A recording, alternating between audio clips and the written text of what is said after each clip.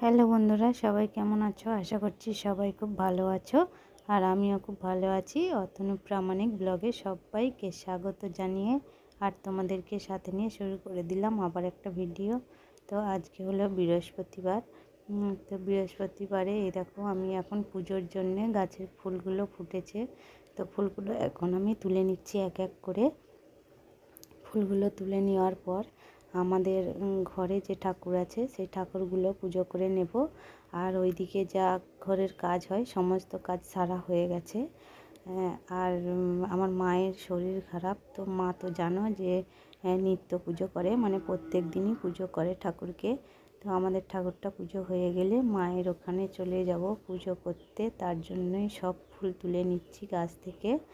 তুলে নিয়ে দেখো এদিকে এই যে বেলপাতা গাছও একটা আছে, তো বেলপাতাও আমি কিছু কিছু তুলে নিচ্ছি, নিয়ে আমাদের ঠাকুরকে পুজো করে দিয়ে আর মায়ের ঠাকুরকে পুজো করতে মানে চলে যাব। তো তোমরা আমার সাথে থাকো আর ভিডিওটা স্কিপ না করে পুরো দেখতে থাকো, আশা করি ভালো লাগবে। তো এই দেখো আমি ফুল আর বেলপাতা তুলে নিয়ে চলে এসেছি। এখন আমি আমার তুলসী মঞ্চ দুটো যে শিব ঠাকুর বসানো আছে, তো সেই শিব দুটোকে বেলপাতা দিয়ে পুজো করে নেব, তারপরে ঘরের ঠাকুরকে পুজো করে নেব। তো এই দেখো এখানে মনসা গাছ আছে আর তুলসী গাছ, তো এখানে একটা ফুল দিয়ে দিলাম। আর ওই দিকে দেখো দুটো শিবের নুড়ি বসানো আছে, তো এখানে বেলপাতা দিয়ে আমি পুজো করে নিলাম।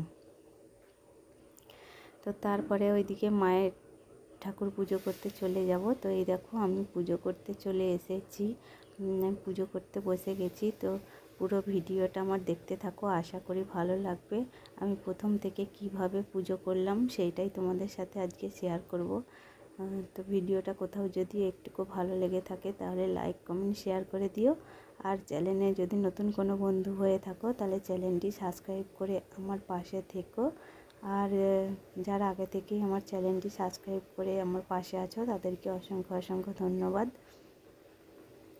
এই দেখো আমি এখন চন্দনটা ঘষে নিচ্ছি। পুজো করার আগে চন্দনটা ঘষে নিতে হয়, নেওয়ার পরে আমি পুজোয় বসে যাব। আর এইদিকে বৃহস্পতিবার যেহেতু আমার মা ফল কিনে রেখেছিল, কারণ বৃহস্পতিবার, শনিবার আর মঙ্গলবার আমার মা ফল দিয়ে পুজো করে ঠাকুরকে। তো ফল কিনা ছিল, আর আমার মায়ের শরীর খারাপ বলে আমাদের ওইখানে আছে। তো আর আমি চলে এসেছি পুজো করতে যে দোকানটায় ফল আছে, তো দোকানের চাবিটা আমি কিছুতেই খুলতে পারছি না।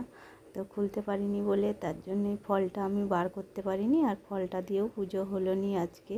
তো মাই জানে মায়ের কী ইচ্ছা। আমি এইদিকে বাতাসা ছিল, বাতাসা দিয়েই পুজো করে নিচ্ছি।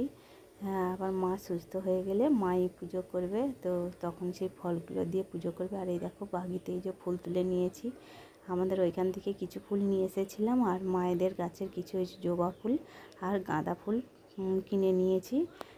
তো একে দিয়ে আমি এখন পুজোটা সেরে নিচ্ছি, তোমরা আমার পুজোটা দেখতে থাকো।